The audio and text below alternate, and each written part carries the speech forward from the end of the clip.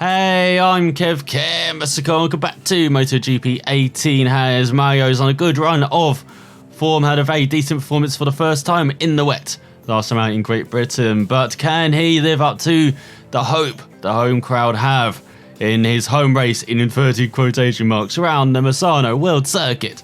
Marco Simoncelli. As here goes Mario then, for the first of 3 laps to grab a home pole position. But qualifying has not been his forte. But if he can get a top 10, that'll be very decent. It'll turn out beautifully for the race.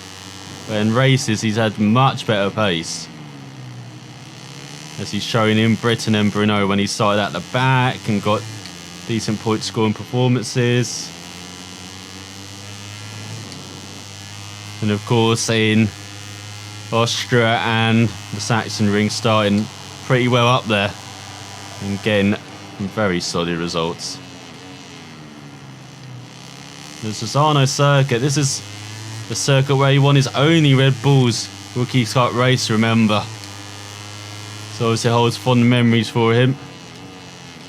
Not at the moment in qualifying, a bit wide in the double right. As we've got Bezzecchi at the top with a 43.6 with less than 10 minutes to go. There's over 7 minutes to go actually. So not long for anyone to topple that. So McDonald very wide there. Gets away with it from the stewards though. Obviously don't mind that. It goes into the hairpin. Oh, getting on the power, very tricky. Through the penultimate corner and then the final corner. Be much more aggressive out that final corner, you see, with the curbing. So for McDonald, it's a 45.6. Very poor that time. Be nicking the beat in the high 43s, maybe at least. In the 45s, you'll be in no man's land. And the grid, right at the back again for McDonald. Just like in Silverstone last time out. Go through the first set, so that's better. 4 tenths up. That's more like it, McDonald. And it's all about rhythm in that section.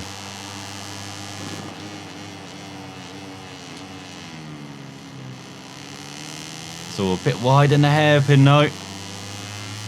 You don't mind being wide in that corner though because of the camber, which helps you, but that's not the best. And you see 21s, thousandths of a second behind Bezzecchi, but he's been leapfrogged by over a second by Arnold Canet. Here we go to that time, it's 42.6. That's why that 45 is incredibly poor for McDonald, because almost guarantees him last place. Let's go flat out through the first 2 right-handers. You see 1.3 behind Canet, and you can see almost losing the front end into that hairpin. Go through the penultimate corner, then the final corner. Nicely lined up the apex. But it's not going to be a 42. It's not even going to be a 43. It's a 44.2. He's really going to have to find speed on his final effort, McDonald. But it's not like he's pushing here.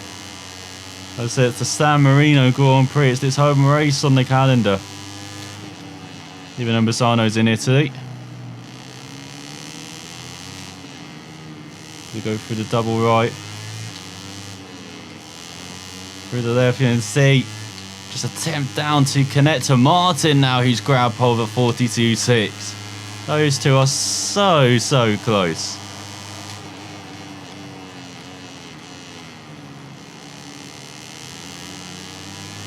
And that's better for McDonald into the hairpin. Nicely glancing that apex. Good smooth exit as well.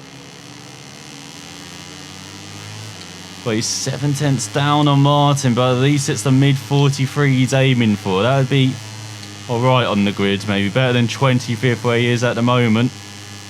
As he goes through these flat out right-handers. Before slowing down for the final one. You can see a bit wide maybe. You can see 1.1 down now. Heading into the final couple of corners. Oh, a bit wide in penultimate corner.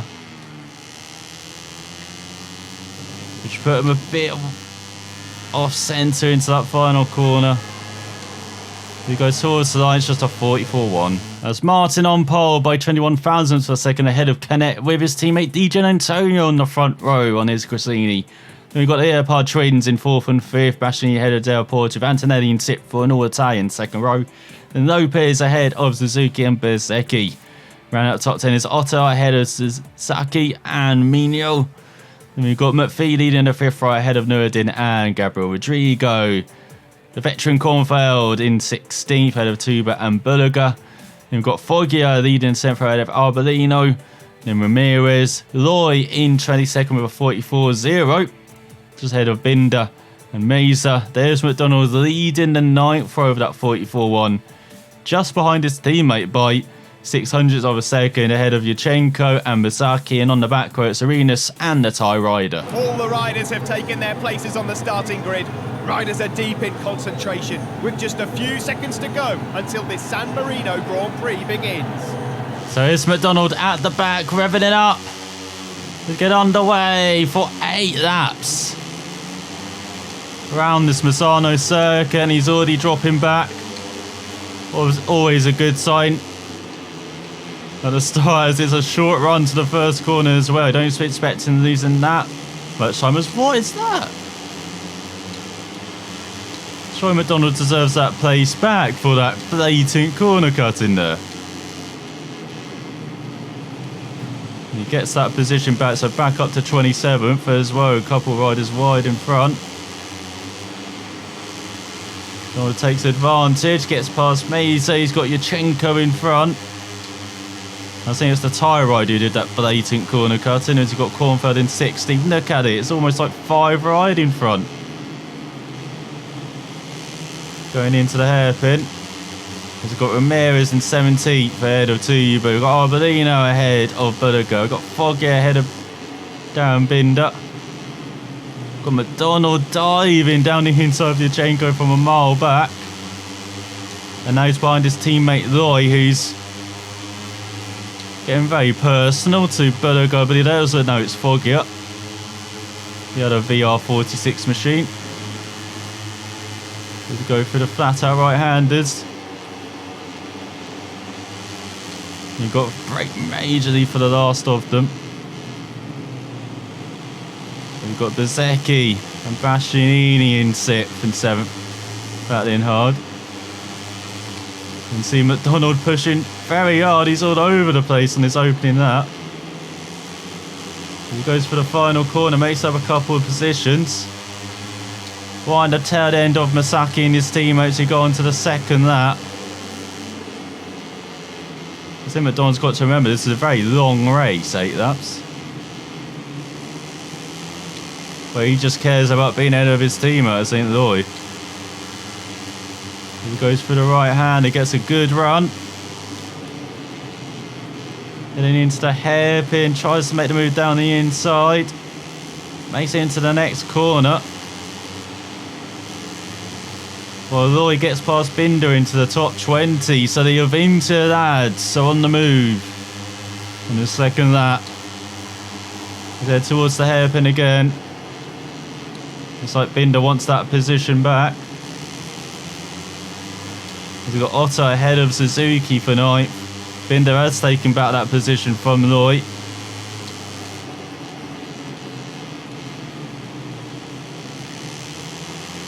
Got Arbolino and Suzuki back then behind Misaki and Arbolino now. The chain going Arbolino. Arbolino's just dropping like a stone in a couple of corners. We push right in the hairpin and just got him out of position into the next few corners. We've got Bulliger and Binder battling for 18th. Once again, McDonald a bit all over the place through the fast rights. And now it's down the inside of his teammate. Well, not happening. Into the hairpin, he goes through with an ultimate corner, maybe into the final corner. Oh, stuffs it down the inside of Loy. Oh, his teammate will not like the look of that. And it's Martin, Canet, DJ Antonio, Della Porge and Antonelli, your top 5. That's McDonald into the top 20 ahead of Binder. Very aggressive once again from McDonald. And it's Caterham, and now you can see McPhee and Berger battling in front. You've got Otto and Suzuki battling for 9th.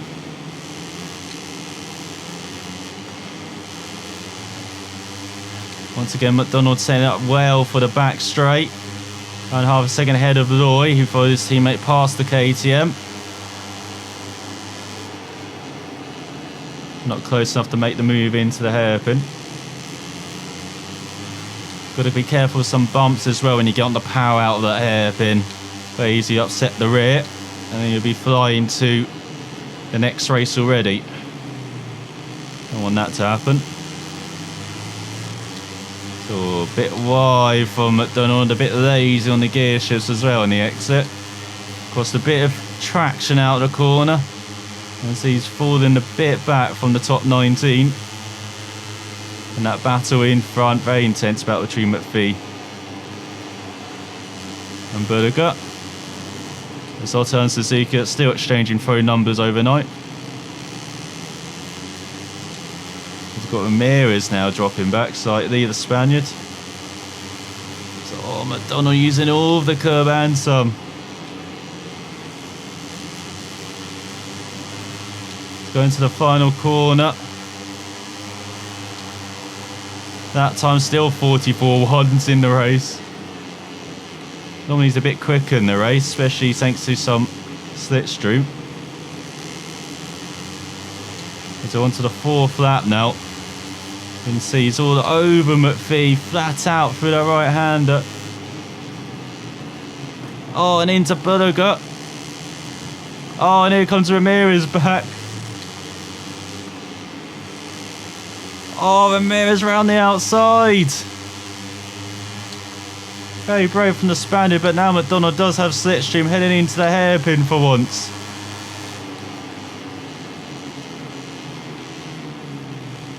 Takes that position back. Ramirez gets it on the exit. McDonald got the run out of the corner though, but he's on the outside. Sure, you can't make that work. Has to give it back to Ramirez. Good battling here. Unfortunately, it's not for points though. As McPhee's really dropped down. Battling with Loy now for 21st. Oh, McDonald down the inside of Ramirez. Spaniard backed out of it there. McDonald full pelt. Not even thinking of battling out. Backing out. Go into the hairpin. You can see a point just in front, McDonald. He's not going to get it if he rides like that, though. As it's still Martin Canet at the top ahead of DJ Antonio, Della Porte, Antonelli, Bastianini, Bezzecchi, Lopez, Otto and Suzuki. It's on to lap 5 of the race. This is motoring by. For McDonald, it's been a very aggressive race. All over the place race so far. And you just keep it nice and smooth for the final couple of laps though.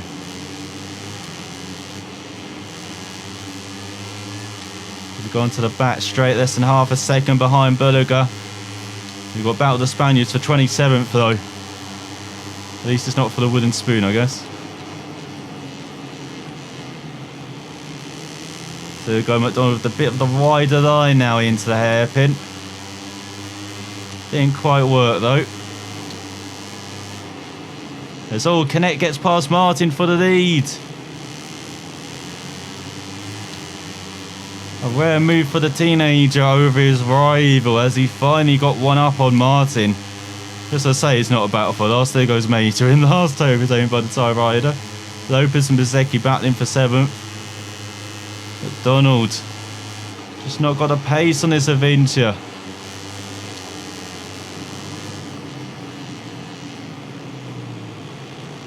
He goes into the hairpin though, picks the bike up here. We've got Suzuki and Nuruddin battling in front for 13th.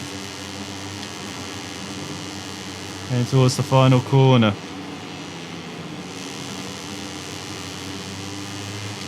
As we've got 3 laps to go. There's the change at the top. Connected and Martin McDonald with a 43.7. One of his best lap times. Unfortunately, still a second off the pace at least. At least in this like tyre wear in the bottom right is not bad at all this race. So he dives it down the inside, but look at no! The Italian's just taken them both out. Stupid from Berger. What was he doing? Don't have the inside. And there goes home points.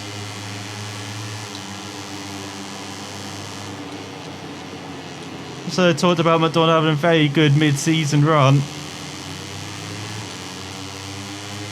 It's gone a bit Pete Tong, unfortunately here, around Misano.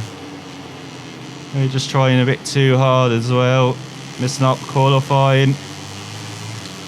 Missing up the start, being a bit all over the place. Especially in this final sector. They're making I thought was a good move down the inside of Berger. A bit far back, yes, but he had his bike solidly alongside the Italian. And the Italian just took them both out, in it like. Let's see if McDonald can at least get back ahead of his teammate Roy in these final 2 laps. That's all wide again.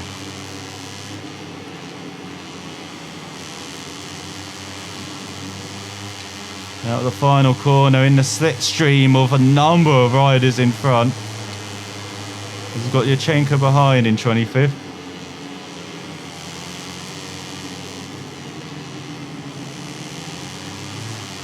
Oh, McDonald trying to make the move. Down the inside of Misaki, very aggressive from McDonald. Now he's behind his teammate, is he? Now here's Ramirez and Foggia. Oh, McDonald just holding on to the bike. Misaki gives him a little bump back. But still top 20 possible. That would be team objective. And of course ahead of his teammate as well. Sharpen his first rider credentials. Which he already seems to be anyway. So it's not official. With Roy being the more experienced rider at this level. That's Suzuki and Nuruddin. Changing positions like they're changing underwear at the moment in 13.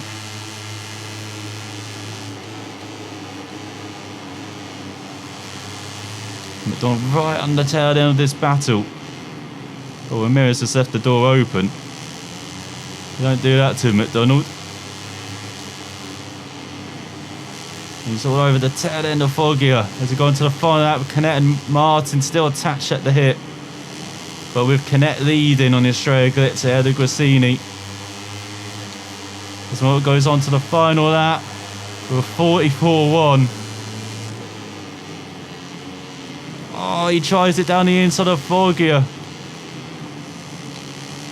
Makes it work somehow.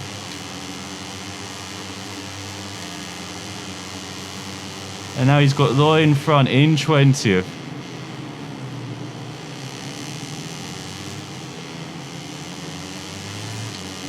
Oh, he's losing the rear. But he holds on. Now he's getting some slipstream off his teammate. Heading towards the hairpin. Is he close enough to make a dive? Oh, he thinks so. Gives Roy a bit of the old hard shoulder there. Really pointed him out. I'm sure Roy will discuss that in the team debrief after this race. There's Bulliger battling for last now after his incident with McDonald. Well, McDonald's battled his way back into the top 20. Fortunately, it won't be points, but pace was perhaps there for it.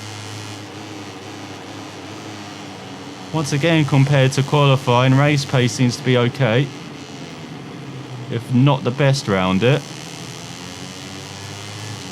Of course, still a very disappointing result as well for McDonald in his home race, as Canet wins Eddie Martin, a vital win for the championship. We've got DJ Antonio rounding out the podium, while McDonald rounds out the top 20. Messy, is how you describe that race, but he still gets some reward from it. It looks like up another level. So off the podium, Della Porta by half a second ahead of Antonelli, Bastianini, Lopez, Bezzecchi, Ottel and Suzuki rounds out the top 10 after a titanic battle with the German all race long.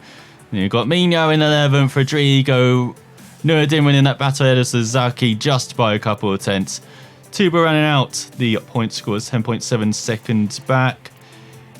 And 4.3 ahead of McDonald, who definitely did have pace to score points, maybe even challenge for a top 10 this race. Well, Cornfield just misses out, along with Binder having one of his best races of the season, McPhee as well, Arbolino, Loy in 21st, and Angry Belgium after that race.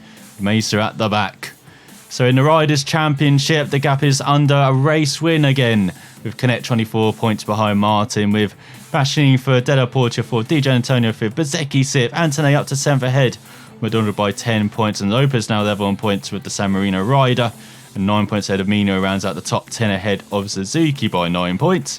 Then you've got Ottel in 12th, Suzuki in 13th, Rodrigo, Tuba, Nuruddin, Cornfeld, McPhee, Ramirez, Arbolino rounds out the top 20, 11 points with the Spaniard on 11 points. Got Loy in 23rd, just outside the top 10. Misaki in 26th with a single point. Bulliger, Arenas and Yurchenko still yet to score. Well, he achieved the race objective and finished before his teammates, so those first rider credentials do go up with the team trust, as there's the breakdown of the reputation earned. So a disappointing result on home turf for Maya, but not for Marc Marquez, the Spaniard winning ahead of Dovi and Zarco in MotoGP. Well, in Moto2, it's Baldassarri ahead of Alex Marquez and Bagnaia. And then in the Red Bulls Rookie Cup, it is Carrasco, Onchu and Tatai. As now, McDonald's get some team offers from the VR46 team. I'm not sure they'd be happy with him in the team at the moment after that race with his clash with Bulliger and enforcing Foggy wide. You've got Yurchenko, McPhee for the CIP Green Power team. You've got this with a 658. Scuderia Corse scored with Antonelli and Suzuki. You've got Ottel as well, his team. You've got Angelo Neretto team, Moto3, Mino and Arenas. Red Bull KTM IO team with Dal Binder. So you go to the Works team effectively. You've got Bezzecchi and Kornfeld, and then you've got the normal teams as well. So for McDonald, he's going to stick with his current team to the end of the season as we head to the third Spanish round of the year, round the Motorland Aragon circuit next time out after a very disappointing result. The first time he's out of the points since that disaster around Assen and 11th in the wet for McDonald. But can he bounce back on a circuit where he's ridden pretty well in the past, including in Red Bull's Rookie Cup last season? But thanks for watching, and we'll find out next time.